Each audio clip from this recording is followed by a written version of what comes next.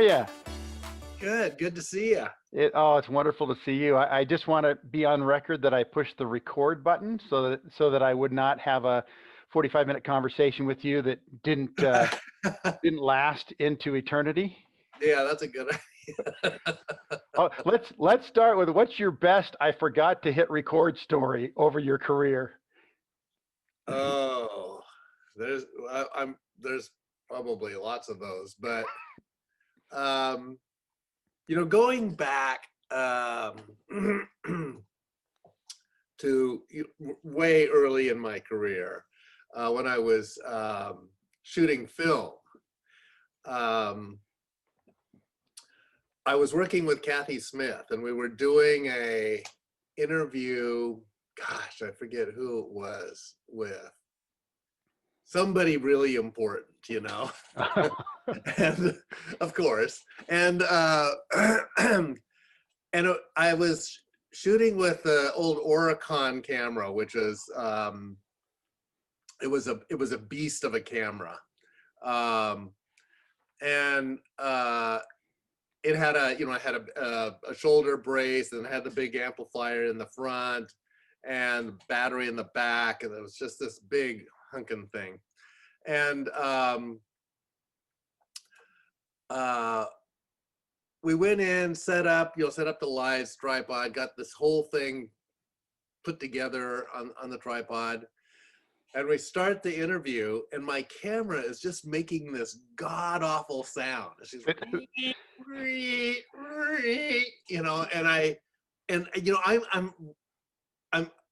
I'm pretty new at the job, so I'm trying to impress everybody, Sure. And especially Kathy Smith, but I'm just like, holy crap, and so after maybe a minute of this, I turned to her and I go, is my camera as loud as I think it is? And she went, yeah, it's pretty loud. And I said, okay, well, hang on. So we stopped the interview, and I opened up the camera door, and I realized what I had done is I had put the film on the camera, but I forgot to thread it, and it was just going from one side of the cartridge to the other side, and not going through the camera. And I was like, oh my God, and I was so embarrassed. I went, that I had forgotten to do that. I didn't admit that that's what I had done. I just went, I need to get another, film cartridge. So I went out to the car and got another one rather than admit that, I had screwed up, so, but, I'm sure there was a lot of those. I'm just thinking, as you described that old-timey film camera, that your career spanned so many years that you went from that to, all the video cameras with the umbilical cords to a deck, and now, and then just the over shoulder, and now you can pretty much do your job with this. Oh my God, yes. And it's so much better than anything I ever used in my career, Yeah, I know. It really is crazy, because I went from that Oricon to a CP16 camera, which was a very small, compact camera that was just really, it was to this day the easiest camera to operate for news. You could run and jump with that thing. You could, it was crazy. It was the PF Flyers of cameras for news. Yes, it was.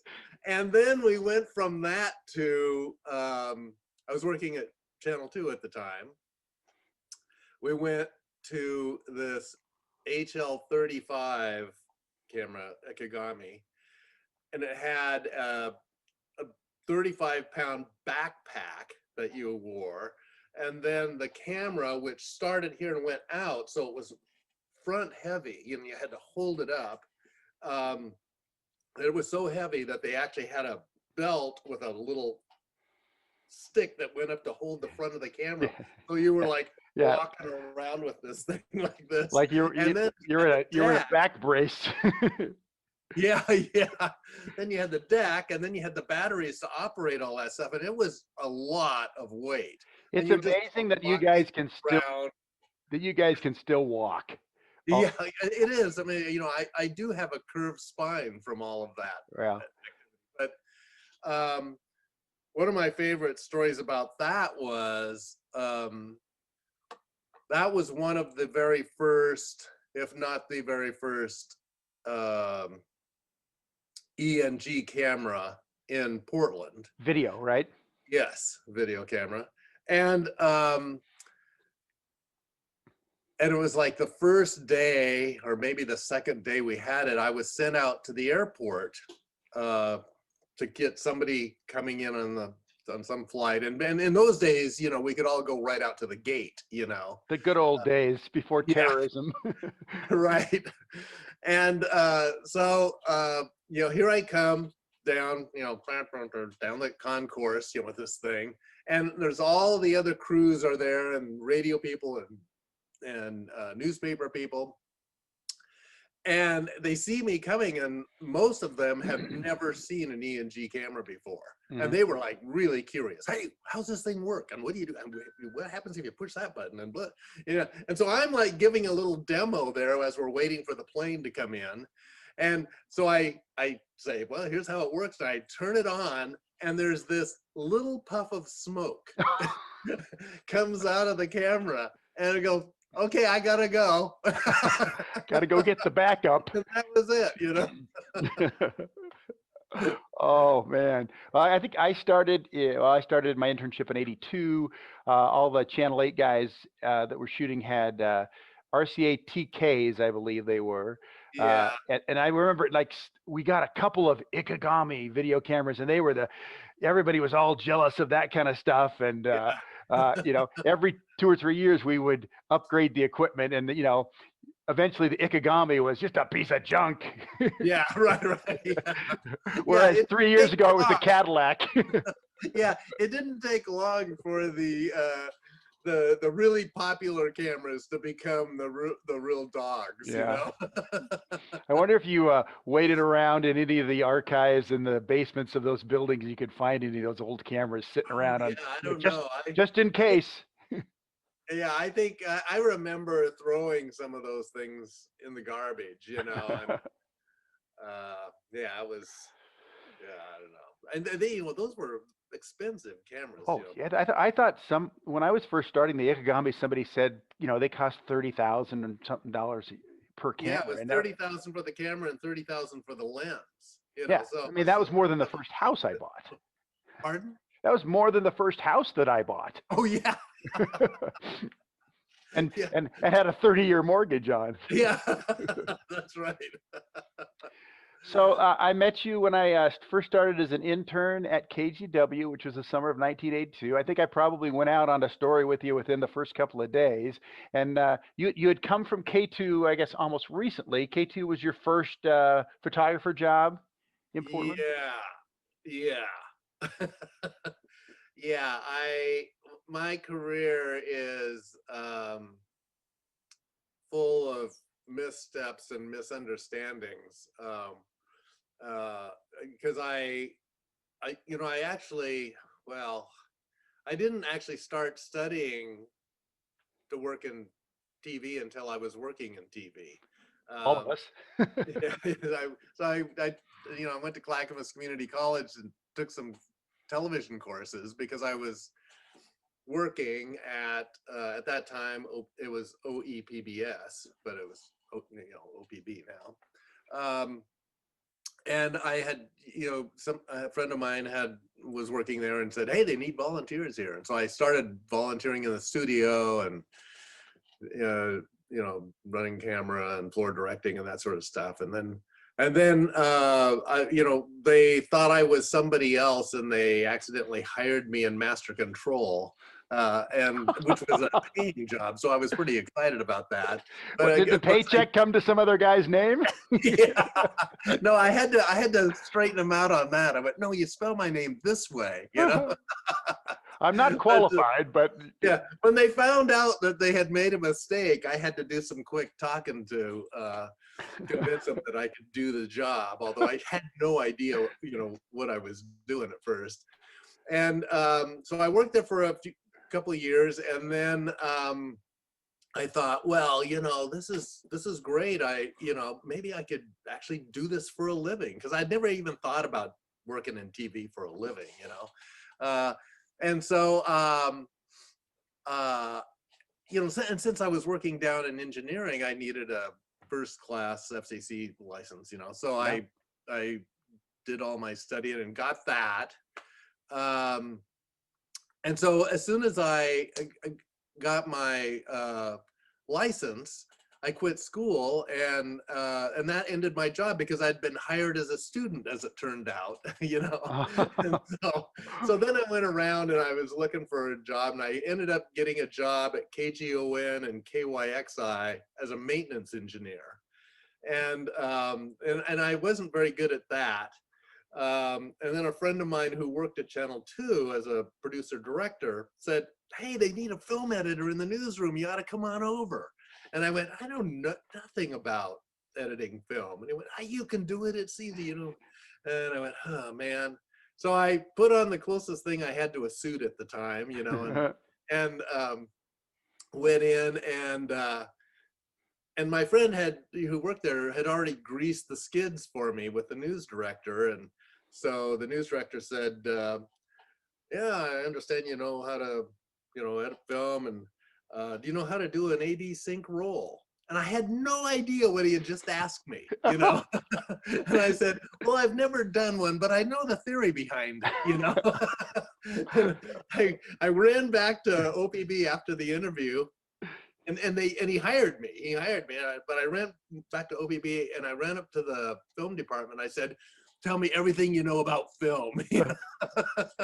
Oh, I got a good line you could have used on him. You should have said, "Oh yeah, the AB. You mean the Johnson Smith theory of AB synchros, or do you want the Berlin Budapest? Because Yeah. they both have their merits."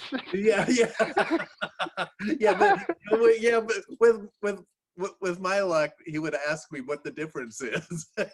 Oh, you're already halfway down the rabbit hole. You could have talked your way out of that. So I'm Yeah. guessing then, I'm going to praise your photography and your shooting skills, for the next 40 minutes. But I'm guessing that starting as an editor shaped how you shot as a news photographer, and then, might I add, shot very well at that. Oh, yeah. Yeah. It did have a great effect on how I shot. And I think, actually, I don't know how most people in news do it today, but back then, at least at Channel 2, they had actually made a division. They had shooters and they had editors, and a lot of the shooters knew how to edit, but a lot of them also uh, didn't particularly care for that part of the job, Mm-hmm. and so they were anxious to have somebody else edit their film. Really? But there were also shooters who liked that control all the way through. Sure. Like to go out in the field and shoot, and then come back and edit it just the way they envisioned it. Sure. And so when I became an editor, it didn't take long. I mean, nanoseconds before the other shooters realized I had no clue what I was doing, So I had to learn quickly before I got fired, Yeah. So Well, I and spent a thank lot goodness. of time, Yeah. working at it. Thank goodness that, hopefully some people said, "Here's how you do it. This is what a cutaway is. This is what a wide shot is. My Yeah, wide, medium, well, tight." the friend who got me the job, his name was Lee Bach, and he had started as a film editor himself, so he knew film editing really well. So he spent a lot of time coming in to my edit bench, several times a day and going, "What are you doing? How's it looking? Here's how you do this. Watch for this and do it." And so it was an intense school. But Well, let me tell you this. eventually I figured it out, and eventually photographer. This was great for me because photographers actually started requesting that I edit their stuff. Sure. And that was like, okay, I've made it. Yeah. If these guys want me to edit their stuff, then I'm okay. So, well, Milt, we used to back at KGW, there was a union and who could do what editing and shooting, but there was an exception, unwritten, that the sports guys would edit their own stuff because most editors didn't want to be worried about what the highlights looked like. Yeah. But that extended to editing our own stories. And I liked at that part of the process, but I do want to say that editing, learning how to edit well, which people like you taught me how to do, made me a better writer. Mm-hmm. I mean, knowing how shots would go together, right. how words needed to help those shots go together. I just know for a fact that if I was ever a good writer, part of it was because I was taught how to edit by you guys. Yeah. Well, I remember when you came to KGW, photographers always say, there are two kinds of reporters. There are reporters who listen to the shooters and their suggestions, and there are reporters that don't. And and of course, we like the ones who listen to us, And you were one of those, and you were one of those to the max, because you were really curious and you wanted to know everything, and how we did it, or what do you think? How should we do this? I mean, you would ask those kinds of things because I think you knew that we'd been around the block a time or two and maybe knew something. Well, I know that every good story that I ever participated in, as a reporter and a writer of the story, was good because of who I was working with. I mean, I know that all those good stories are because of you and Brian and Jim and Tim and everybody who Kurt Austin. I always said you never really win on a story with Kurt. You just kind of stayed out of the way. Yeah. Yeah. The KGW during those years had an incredible photography staff. I mean, everybody was very, very good. There were no clinkers on that staff. Yeah. So and I was appreciative, excuse me, especially as a young reporter, how accepting and giving they were. Very rarely did I get in a car, go out and shoot with a photographer that was, had a bad mood because they threw me in the car with this rookie reporter, this cub reporter. He came right out of college. He hasn't worked his way up through Eugene and Spokane, stuff like that. It was never that way. It was always very accepting and positive, and in my case, a lot of teaching, and I really appreciated that. Yeah.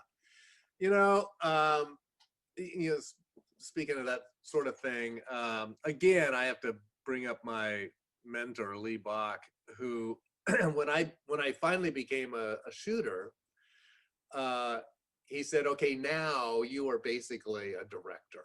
In news, you go out, you're not only a shooter, you're a director. And he said, and he was a director, but he was a director in the studio. And he says, as a director, my most important job is to make people feel good. So the people I'm working with. So the talent, and in your case, you have the reporters or the producers, says your biggest job is to make them feel good, because if they feel good, then they're going to do a good job, and that's going to reflect on you, so. Well, and that applies also to the subject that you're working with in the news story, is if you I mean, there you guys were always standing there with that big intimidating piece of equipment, and and Yeah, lights and things like that, and right. automatically that's making people uncomfortable. Yeah. And when you can put them at ease, which you were really good at, and it's part of the reporter's job to do that as well, Mhm. then you were going to get a better material to work with. Yeah. And in Right. one case, I thought you were always good at using the shotgun microphone instead of taking the, if you didn't need to, let me clip this on and here's a stick mic and blah, blah, blah. You were just kind of hiding over there to the side, and you knew that that long little microphone was going to pick up what you needed, and they Yeah. never knew it happened. Right. Right. Yeah.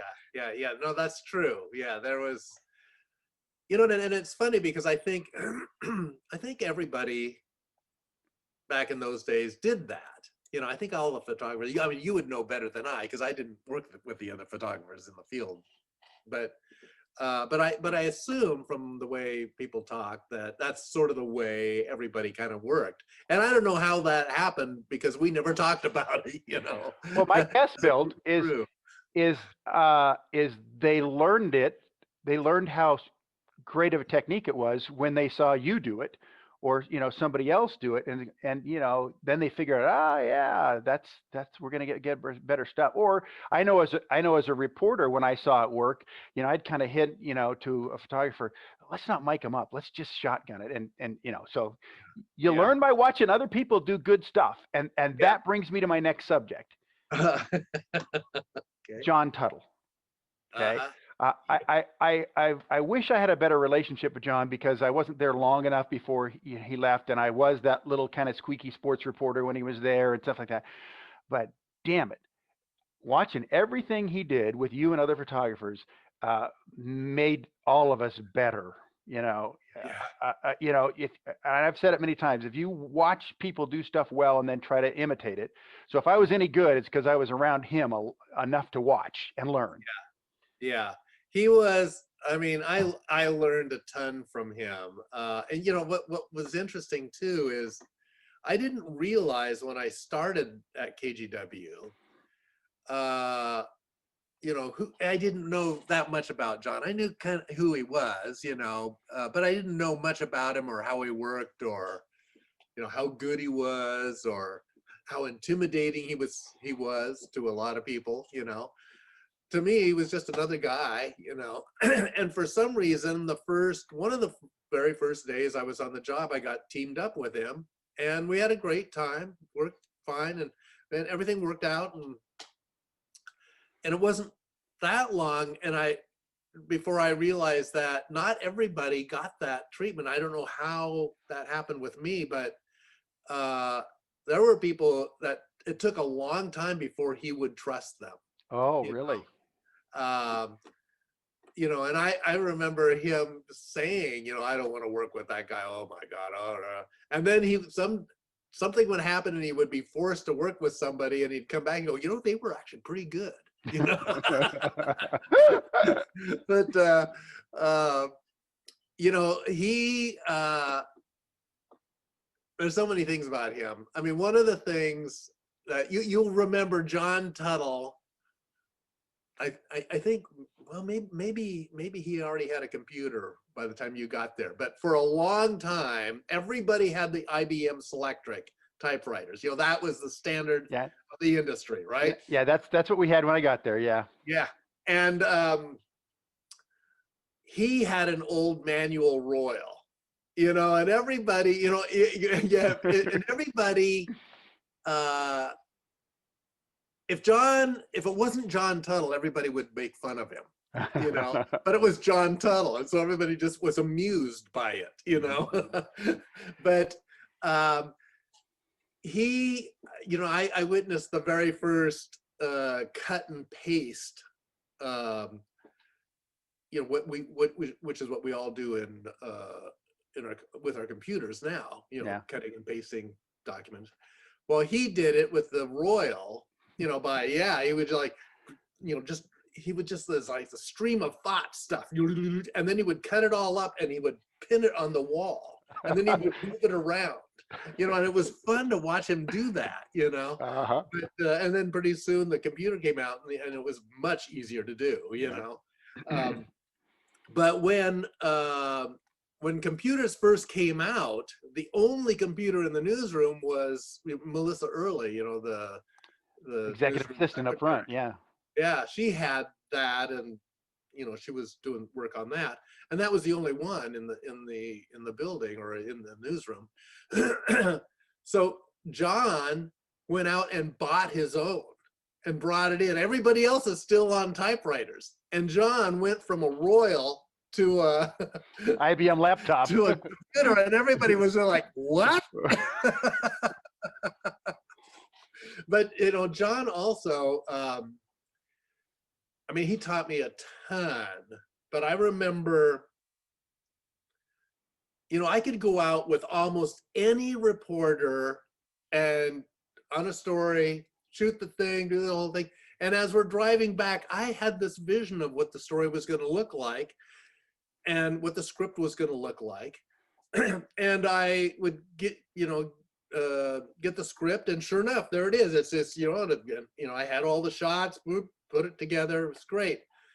But with John, I never knew what the script was going to look like. You know, I'd come back and I would like wring my hands. Did I get shots that are going to cover what he's going to say? You know, because it was always completely different. I mean, you would look at a story that all 3 or 4 stations Yeah. were doing. You know, we all did the same story, and they all looked pretty much the same. And John Tuttle's version was like over here, completely different, but it was very interesting, you know. So let me And ask you this about that though, because you know the normal process is we get a story, we talk about it as we go, we shoot it, we talk about it, we come back, we talk about it, and then the reporter looks at the video if you have time, obviously, and then shape the story in writing. And sometimes what I see that you got as a photographer changes. Oh, I'm going to write to that. Did right. John do that watching of the video, or was he writing independently of it? Yeah, I mean, no, you're right. And I loved it when reporters would look at the footage, and especially if I had some shots that were kind of special or something that might be kind of interesting that they could, that, you know, you as a reporter could write to. You know, I thought that always made the story a little bit more interesting and a little better. John almost never looked at the footage. And even though we talked about the story all the way back to the station, he would deliver me a script, and I would go in the edit room and I would just look at it and go, I don't have anything to cover this. And the thing that John did for me, he made me a really, I think, a good editor, because he, I remember one time I was just so frustrated. I went to him and I went, what am I going to cover this with? I have none of this stuff, you know? And he just looked at me and he went, you'll figure it out.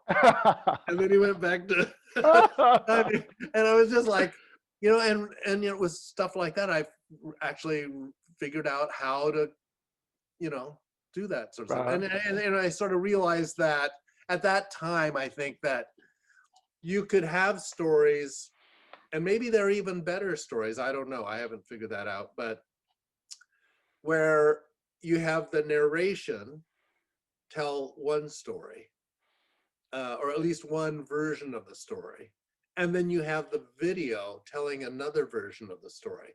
They don't have to match. You don't have to see the duck cross the road, see the duck cross the road. You know, it could be, you know, see the duck cross the road and then see a pond or something. You know, I don't know what, you know, but you could tell 2 separate stories. And that's sort of what I learned to do with John, you know, because sometimes I just didn't have anything that he was talking about. Yeah. Well, there are famous stories that you guys did together, the singing bridge, which you've posted on YouTube, and people, you know, where the Hood River Bridge made certain noises depending on the speed, and you guys did what, happy birthday to the. Yeah, happy birthday in Old Man River, and the Now there Gold Boat song. there is a secret to, you know, the story was that the bridge made sounds, and if you went a certain speed, you could do certain things. That I know the secret. You told me the secret though. You guys cheated a little bit Yeah, we because did. you didn't have people at the right notes. You had to fudge the speed of the sound a little bit, right? Right. Well, what we did is well, first of all, we just went up there to do the story, and when we got there, the bridge was there was some maintenance thing on the bridge, and they closed the bridge down, and they would open it up 20 minutes an hour, you know. So Wait, get your shots. yeah, right. So we had to shoot this thing in 20 minutes, you know. So we taped a microphone to the wheel well of our car and then just drove across the bridge at a constant speed. And then when we got back to the station, I took that and transferred it to a 1/4-inch audio tape. And we had a tape recorder in the newsroom that was a variable speed tape recorder. And so I would vary the speed and create all these different notes and record them separately. Yeah. And put those all on videotape. And then I edited the songs together from these different notes. Yeah, that was labor intensive. It was very labor intensive. And especially at the time, it was on 3/4-inch tape, and those machines were not that accurate. And when you're doing music, one frame makes a difference in the timing. Yeah. And so sometimes I would edit the same edit 3 or 4 times until it actually hit on the spot that I needed it to hit on. Right. But it took me about a week to edit that story. Yeah. Wow. But And yeah. then the other favorite I had was the log plume story. That was the log plume that was in the gorge that they used in a Lassie movie or something like that. Yeah. And they were going to tear it down. So you guys went and made one last run on it. Yeah. And the idea was that you guys were going to go, but they wouldn't let you, right? It was yeah, right. It was actually a couple of years before they tore it down, but yeah, that was yeah, they wouldn't let us on. So but they had a boat that would go in the flume. And so we got you know, it was back before underwater camera housings and all that stuff was popular. You know? And so you know, the only way we knew how to keep the cameras safe was I bought an aquarium, you know, and put the camera in the aquarium, you know, and wrapped it up with plastic, and then lashed it to this boat and sent the boat down the flume. And it turned out pretty exciting, but yeah. I just remember it didn't work. I mean, eventually it fell apart, but I just remember John writing, and you know, this is the last trip down this flume. This is the last time you'll see this, and this is the last time our camera will work. Yeah. It's like, yeah, I mean, he was like, here's where we lose the audio, and here's where we lose the video, and here's where we lose the camera altogether. Yeah, right. which is just treasure of writing, because it would have been really easy to edit everything before the camera went away, but it's like, no, we're going to show everybody what happened. Yeah. That's right. Yeah. And then you went on to do work with John with some pretty strong, just wonderful documentaries at OPB over several years. There was the one on, well, I think the title was "I'm Really Gonna Miss Me," right? Which was on the beginning stages of assisted suicide in Oregon. Yeah, actually, well, so, you know, wait a minute. I think you're mixing up a couple of things here. Okay, that's entirely possible. Yeah. I'm Really Gonna Miss Me was produced by Judy Peak at OPB. Now, you're talking OPB, right? Right. So that wasn't John? No. Oh, As a fact, John had passed away just before I got to OPB. Okay. So I never got to work with John at OPB. So let's stop there for a second. But what I do remember is you and I, when John passed away, did his obituary, and that meant a lot to me. I mean, and you and I spent the day going through things and being able to tell, um, uh, the world that we'd lost this great reporter and a little bit of his legacy. That was an honor to be able to do that with you. Um, uh, and that was just such a sad time that we lost him so early. He Yeah. had so much more work to do. Um, but I do remember something that you shared with me that John told you was that, and then I've always remembered. Again, I didn't have a great relationship with him, but I got all this stuff through the rest of you people. And I didn't have a great relationship only because I was not in that department, and he wasn't.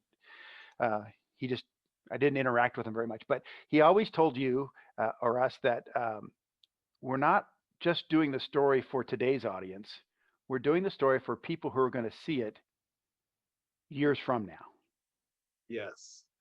Yeah, he had a strong sense that as reporters and news people, that we were, um, our job isn't just for today's audience, but you know, we're also historians, in a way, and people,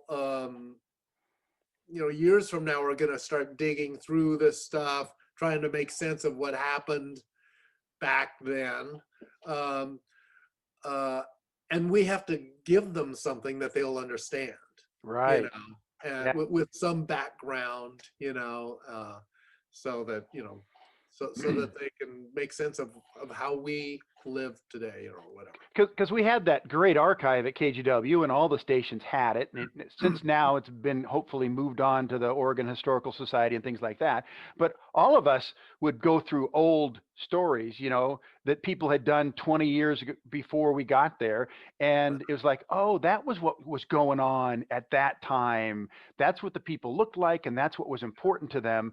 And that was important that John had that theory and passed on to the rest of us, that the story we're doing, somebody's going to see that 25 years from now, Yeah. either on a film archive or something, and it needs to be strong enough that it weathers the time. Yeah. Yeah. John, more than any other reporter I worked with, used that archive. I mean, I think everybody used it to some degree because it was a great resource, but it was a lot of work also to go dig that stuff out of the archive and get it transferred. Yeah, So we card could use catalog, film transfer. Yeah. it. Right. Yeah. But John used that a lot, and also he used the Historical Society a lot. Hmm. I'll bet you we went down to the Historical Society at least once or twice a month, Yeah. um, for stories he was Well, producing, that's because the he always value. wanted that sort of perspective. Yeah. How did we get here? Hmm. Why is this an issue today? Well, A, that curiosity was always important, but B, just the institutional knowledge. When you had reporters or people like Jeff Douglas who had been there for many, many years, and by the time I left, I'd been there for 22 years, that knew, hey, here's how we approached it back then, and here's the evidence of it because it's on tape or it's on film. Um, Yeah. you know, Sometimes people, didn't like working with the old cranky people who'd been there for a long time, but their knowledge Uh, was valuable. And we had people like Al Herberholtz and Al Lesser and Pat Freeman, who had been with the station for they had that kind of institutional knowledge that could yeah. have input into how we cover things today. Yeah. Right. Yeah. So then you went to OPB and you were doing documentaries, some really great ones. So now fill me in on I'm really going to miss me. Oh yeah. Well, I when I left Channel 8 and went to OPB, um, I went to work in the documentary department at OPB, and which I loved. I've always liked documentary work, and KGW had a documentary department for a while, and I got to work in that for a while, and really realized how much I loved that long form work. So I got to OPB, and the first project I was put on was this "I'm Really Gonna Miss Me," and it was basically a documentary about people who are about to die and how they manage their last few weeks or months, you know, and just talking about them, about the process of dying. And we followed 4 or 5 different people. But not, it was just about the time that I was wrapping that project up. My supervisor came up to me and said, Milt, we have this project. It's a co-production with WGBH, and I need to send you to Africa, you know? And I just went, what? Oh, how's your okay. passport? Yeah. So, and one thing that happened is, and I know you interviewed on this very podcast, Regan Ramsey, but Regan left KGW, and he somehow found his way to OPB. And so when I got to OPB, he was there, and my desk was right next to his. And when I worked at KGW, Regan was frightening to me. I mean, I told that to him during our interview. I told that to him to his face. So you scared the living daylights out of me. I think I may have said that to him since as well. But he was, yeah. I was afraid of the man and avoided him as much as I could when I worked at KGW. Although he always gave me glowing reviews and said nice things about me, and never yelled at me. But I was just, I don't know, I just was afraid of the man. And he was hard to understand. Yeah. But when I got to OPB, and then his desk is right next to mine, after a while, I mean, it didn't take long, and I realized, this guy's kind of fun, actually, I kind of like this guy. And so when my supervisor, or our supervisor then, said, I'm going to send you to Africa, and I'm going to send you with Regan Ramsey, and I went, oh boy, how's this going to work, But Regan was a complete hoot I'm sure. to travel with. Oh Yeah. my God. He has traveled a lot in his life. Yeah. And so he knew the ropes. He knew everything. I felt very comfortable being with him in that respect. But he also was like, could be very irreverent or inappropriate sometimes, I thought, but it always worked out, and it always made a great story. I mean, we were in Namibia, and they speak Afrikaans there, and to say thank you very much, you say donkey is thank you, and baya is very much, so thank you very much. Baya donkey is how they say that. And so he would walk down the street and go, hey, buy a donkey, would you? And I just go, oh, Regan, Jesus. But yeah, he was fun to travel with, and I totally lost my fear of him after a while. Yeah. Well, he was so much different when he wasn't your boss. Yeah. Maybe that was it. And you also, I know you did lots of stuff there, but didn't you do a documentary as you built a house? Oh, yeah, that was actually, no, that was after I left OPB. Oh, okay. went to a small film company. So did you finish the documentary? Did you finish the house? Yeah, we actually did both. But yeah, it was that was one of those things where we were housed in this building owned by a guy in town who was a shooter and a producer, video producer. And he Roger Thompson? What's that? Was that Roger Thompson? No? No. Paul Ramsey. Okay. Paul Ramsey. And so Paul came up to me and said, "Hey, I understand you guys are going to be building a house." And I said, "Yeah." And he says, I hear it's going to be like a green, sustainable house. I said, "Yeah, well, that's the plan."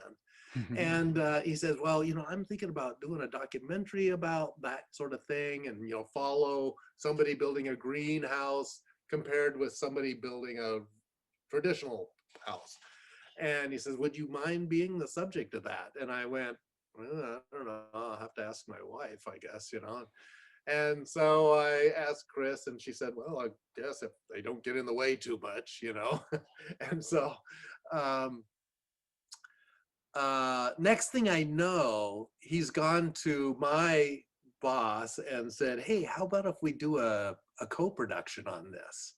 And she said, "Yeah, okay, let's do that. Sounds fun, So next thing I know, I'm not only the subject of it, but I'm working on the project, And I thought, yeah, that just feels kind of greasy, But after a while, it turned out I was not only going to be the editor on it, then pretty soon I was like the co-producer on it, and then I was shooting part of it. I was the director. It was like, and you're building a house. And then I was writing it, and I was like, and plus I was building a house.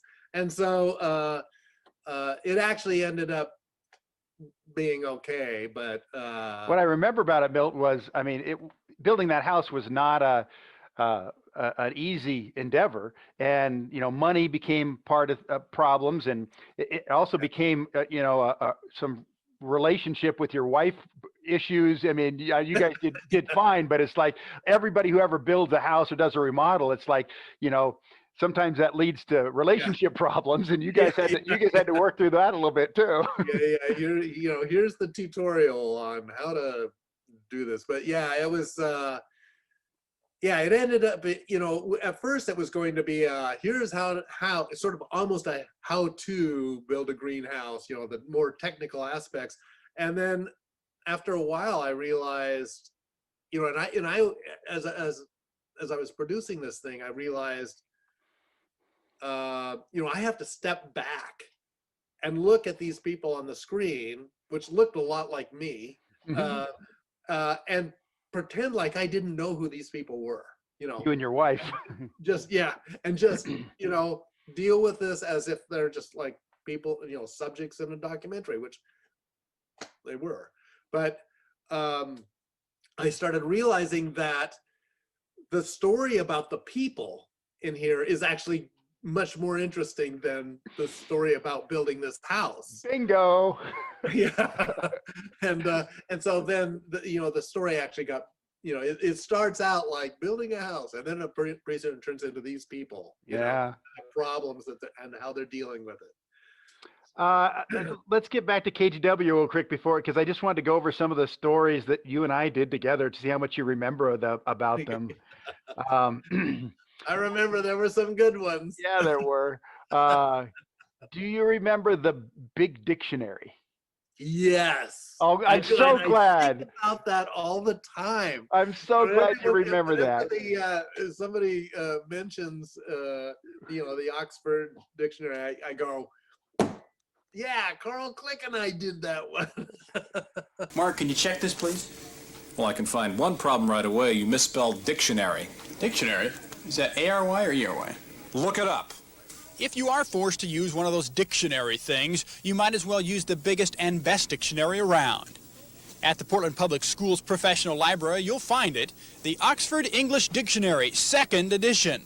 all 20 volumes. Oh, so the story was the school district had one of those Oxford English dictionaries, and they were promoting it. It was brand new, the new edition, you know, and it's like 1,000,000 volumes wide. And we basically did a story on overkill of the language. But again, it comes down to the people. The star of the story was that librarian who was so librarian in the way that she talked, and she loved words, and she was so enthusiastic, and she was just a superstar of that story. See, in this, you can do a tremendous amount of building and exploring, and of course, I think one has to love words. Yeah, she was good. But you know, I thought your handling of that story was brilliant. You know, and then start using the dictionary to illustrate what your sentences were, you know, and it was, it was good. With photographer Milt Ritter, Carl Click, News 8. Oh, anyhow, that was a fun. Yeah, that was. I mean, you know, you'll never see a story like that on news today. Never. I mean, that was an amazing story. Yeah, I remember. I think we did that in one day too. Oh, sure. Yeah, we did it. Yeah. That was. And then Larry Shoup and I last week talked about riding the elevator and doing elevator etiquette. Oh, yeah. Where we rode the elevator in the Big Pink up and down for much of the day, and both of us were queasy when we finished. Yeah. Just talking. I totally forgot about that story. That was good. Yeah. Are you riding up and down doing this all day? Yes, ma'am. And the first thing we discovered going up and down all day is that one must always face front in an elevator. Anyone who doesn't rocks the boat. Talking about, you know, how people don't talk and they space themselves out and they look at the numbers and I think about that every time I get in an elevator now. I think about that story and how, you know, and I think about how people stand in an elevator and what they do with their eyes. and as you mentioned that we wouldn't see those stories on news anymore, just the fact that whomever was in charge, the assignment desk or whatever, the producer of the 5 o'clock, you and I would say, we're going to go do a story about it right in an elevator. And then we left and they, you know, they didn't know what they were getting until it got on the air at, you know, 5:55 before Tom broke off. There was a lot of trust, you know, I mean, those assignment editors and producers, you know, there was a lot of trust they put in the producers or the reporters and the shooters, because, you know, they would assign something or like you say, we would come to them and say, hey, we want to do this story. And it's some whack thing, you know, like moon shoes, you know. I'm glad you brought that up. What do you remember about moon shoes? For some reason, I don't remember if that was how far that was into your career. But I remember approaching that story with some, you know, I mean, I was a little worried about it, you know, like how is it going to be? And then it just turned into this great, fun story that I went, Carl Click, man. So Moon Shoes was a small little trampoline shoe you would put on, and you could jump around, and it was developed and sold by a small little toy company in Vancouver. Yes. And here's where I like, you know, we don't want to do advertisements for companies, and here's where I go, well, you're missing the boat here. You know, we don't want to give them free advertising, but it's like it's not advertising. We're basically showing a phenomenon. We're showing a trend anyway. You know, so people who had a problem with us going to companies and showing their products, I says, you know, you open your mind a little bit. But the idea was, we were going to go over there, do the interview with the company, get some shoes, and then we were going to take them to a school where my mom taught and have them kid tested. Yeah, right. But I put those shoes on, and you and I popped around Vancouver and got these incredible reactions from people. You know, here's an adult, maybe 30 years old, jumping around and stuff like that. That we realized we no longer needed to kid test them. We had adult tested them. These are for kids, but witness the attention they get from adults. Heads turn. Entire businesses empty. Hey, you need your sign repainted? I can get the bottom. How much free you get? That much? Let's see how much.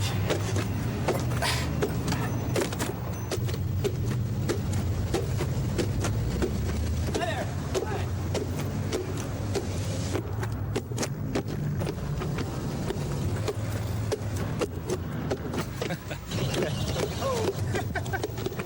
As for the wearer of the shoes, it's a good workout and provides a different view of the world. Moon shoes. What do you think? My gosh, how about that? That looks like fun. Yeah. That was fun. Yeah, that was a good. And you let me hold the camera and jump up and down Yeah. with. Yeah. You know, I had that story for a long time, and I was looking for it the other day, and I don't know what happened to it, but I don't have that one. I do have the dictionary story, though, I think. Do you have it posted on YouTube? No, I haven't. Oh. That's something maybe you know the answer to, but you know, we all have stories that we did, you know, sitting on our shelves, and you know, the formats are getting harder and harder to translate, you know, but Because I have Moon Shoes. Moon Shoes is one of the ones I have on YouTube. okay. Yeah. So. But you know, what is the, you know, the rights situation? I mean, you know, KGW actually owns these things. Sue me. Yeah. You know, I assume that they actually kind of like it that these things are up there, because it's, you know, their products and they look good, you know. So Here's another one. Do you remember? I call it the water commentary.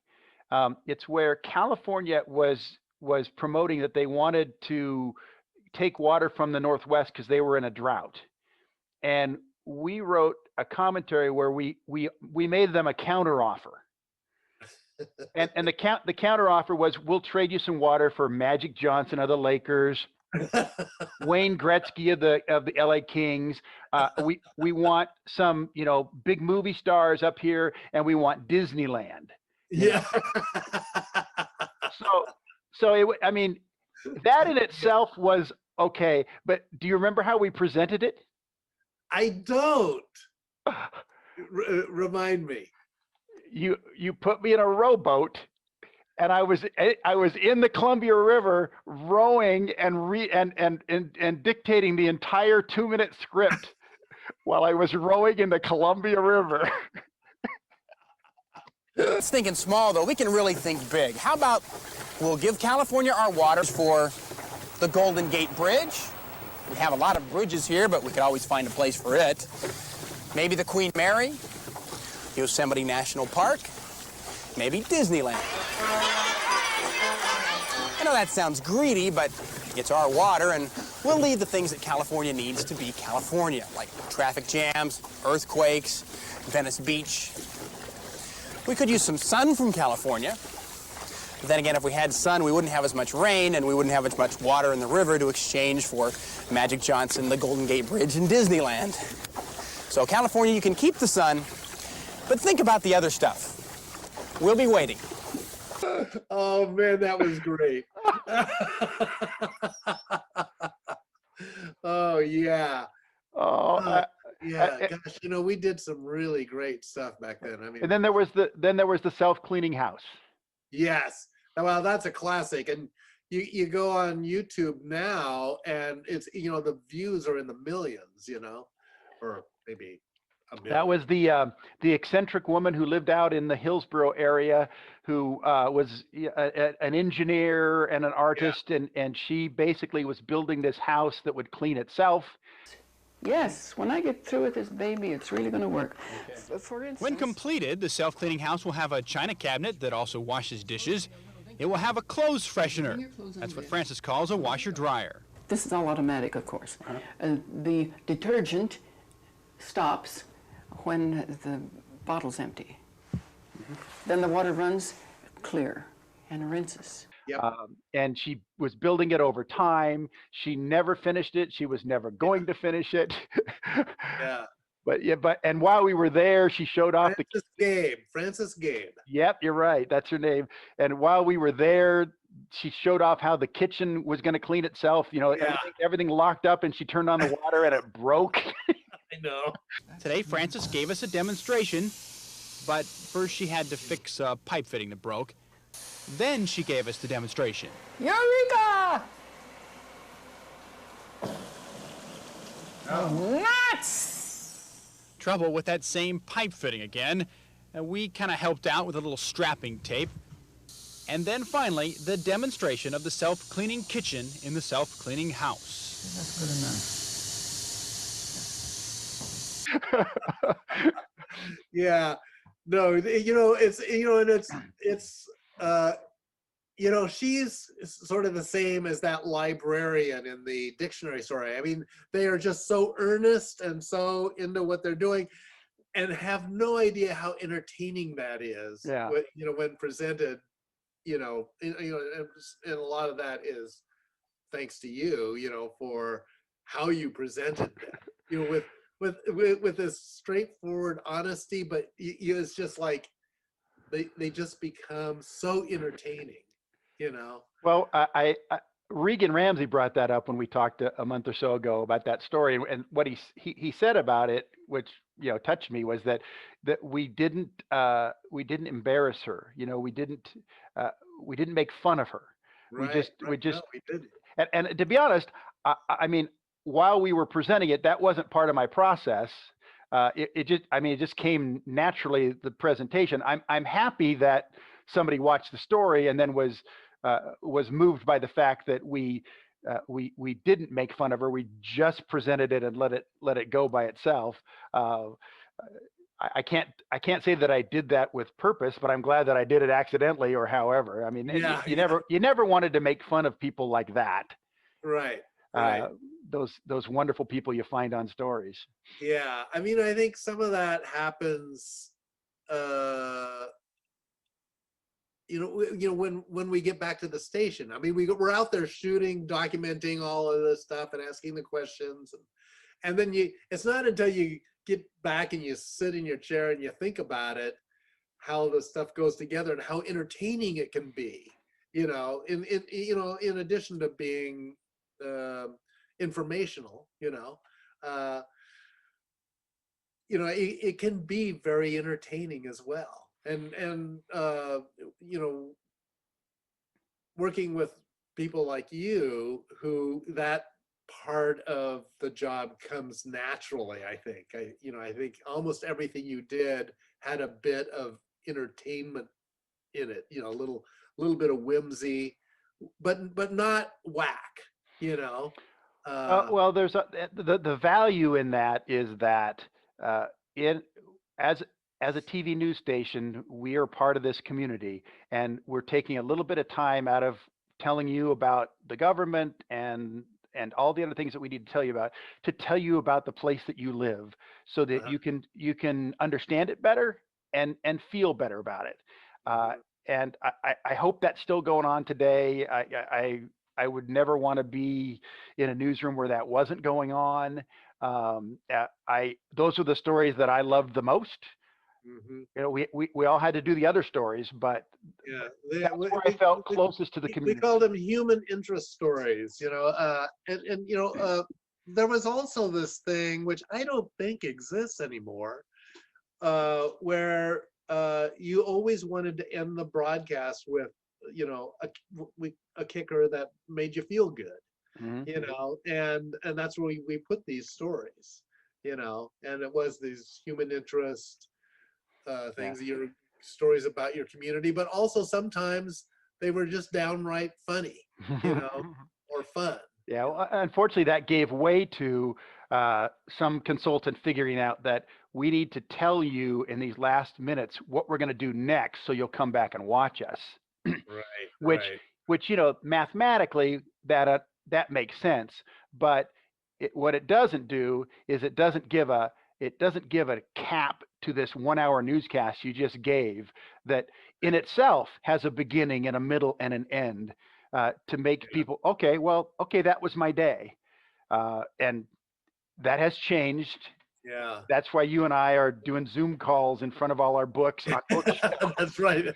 Right. That was the good old days. Mm-hmm. But you know, also one thing that KGW did, and I don't know if other stations did this, but every Friday, you know, they would have a Credits. photographer who on a rotating basis be in charge of doing some sort of video for the credits, to run the credits over. And so the photographers use that as a way to be creative, do something that they wanted to do creatively, and do something fun, you know, and just do something that they wanted to do, a little video essay. Yeah. And And then give credit to the people behind the scenes that you did not see who were working hard on the newscast. Yeah. That went away because somebody figured out that wasn't making them money. Yeah. That was I some get valuable ad time. So, well, Milt, this has been a blast. Yeah, gosh, it's very fun. And I think this is really a cool thing you're doing. I had no idea it was happening. And then when you mentioned, I perused a few of them, and they're really good. Thank you. You know, and I'm gonna become a big fan of your. Well, if they're, I'm really happy that they might be good, but I just, it's so much fun to reconnect with people that were so important in our lives. And you know, you're the first photographer that I've done this with. I hope to do it with many others, just because you're so much a part of what we did. And you know, without being too gushy, you taught me so much about how to tell stories on TV, as you did with many people, that I'm indebted to you and for that and for your friendship over the years. So I'm glad that we can use today's modern technology to hook up and share stories again. Yeah, very fun. Thanks, Carl. It's a blast. Okay.